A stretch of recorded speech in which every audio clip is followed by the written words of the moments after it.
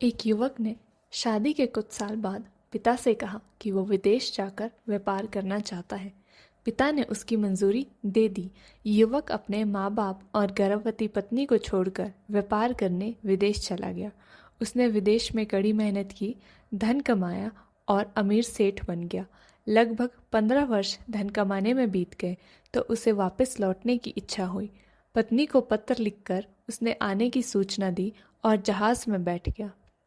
वह सेठ कुछ दिनों बाद अपने नगर गया। नगर के एक चौराहे पर ही उसने देखा कि एक व्यक्ति एक बोर्ड के साथ खड़ा था। उस बोर्ड पर उसने लिख रखा था, बेशकीमती ज्ञान के सूत्र। सेठ ने उस व्यक्ति के पास जाकर पता किया तो उसने बताया कि मैं बेशकीमती ज्ञान के सूत्र बेच रहा हूँ। तो सेठ बोला, ठीक है, एक सूत्र मुझे भी दे दो। वह आदमी बोला, मेरे हर ज्ञान के सूत्र की कीमत 100 स्वर्ण मुद्राएं हैं। सेठ को यह सौदा महंगा तो लगा, लेकिन उसने एक ज्ञान का सूत्र खरीद लिया।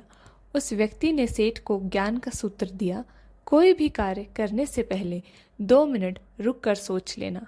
सेठ ने वह सूत्र अपनी डायरी में लिख लिया। सेठ को अपने घर पहुंचते पहुंचते रात हो गई। सेठ ने सोचा, इतने सालों बाद लौटा हूँ तो क्यों ना सीधे अपनी पत्नी के पास पहुंच उसे सरप्राइज दूं। घर के चौकीदार को इशारे से अंदर कुछ भी कहने से मना कर दिया और सीधे अपनी पत्नी के कमरे में गया। वहां का नज़ारा देखकर बहुत चौंक गया। उसने देखा कि उसकी पत्नी के साथ एक युवक सोया हुआ था। यह देखकर सेठ गुस्से में आग बबूला हो गया। वह सोचने लगा कि मैं परदेश में उसकी चिंता करता रहता और यहाँ यह अन्य पुरुष के साथ सो रही है। आज मैं इन दोनों को जिंदा नहीं छोड़ूंगा। वह गुस्से से अपनी तलवार निकालकर दोनों पर वार करने ही जा रहा था। इतने में उसे 100 स्वर्ण मुद्राओं के बदले जो ज्ञान सूत्र खरीदा था उसकी याद आ गई। कुछ भी कार्य करने से पहले 2 मिनट सोच लेना। वह 2 मिनट सोचने के लिए रुका। उसने तलवार वापस पीछे हटाई, लेकिन वो किसी बर्तन से टकरा गई। बर्तन के गिरने की आवाज़ से पत्नी की नींद खुली।